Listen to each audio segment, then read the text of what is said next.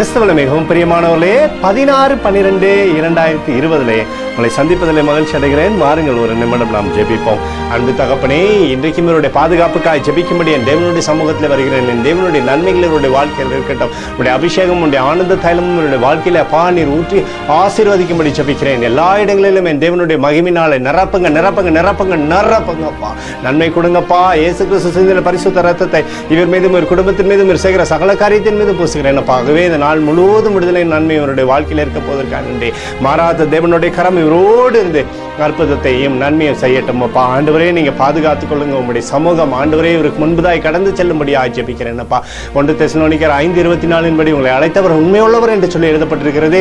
அழைத்த தேவன் உண்மையுள்ளவராகவே இருக்கிறீரப்பா. அவர்களுடைய வாழ்க்கையில சகலத்தையும் செய்யும்படி இயேசுவின் நாமத்தில் ஒப்புக்கொடு ஜெபிக்கிறேன் நல்ல பிதாவே, ஆமென். பிரியமான ஜெப பங்காளரே, ஒரு நிமிடம் நாம் இந்திய தேசத்திற்காக ஜெபிப்போம். அன்பு தகப்பனே, 16/12/2020 இந்திய தேசத்திற்காக ஜெபிக்கும்படியா என்னுடைய சமூகத்தில் வருகிறேனப்பா. இந்த தேசத்தை நீர் ஆசீர்வதிக்கும்படியா ஜெபிக்கிறேன். ஆசீர்வதியும் ஆசீர்வதியும் ஆசீர்வதியும். இந்த தேசத்தில் நன்மையான இவர்களை நீர் தரும்படி ஜெபிக்கிறேன். கிருபை தேசத்தில் உண்டாகட்டும்.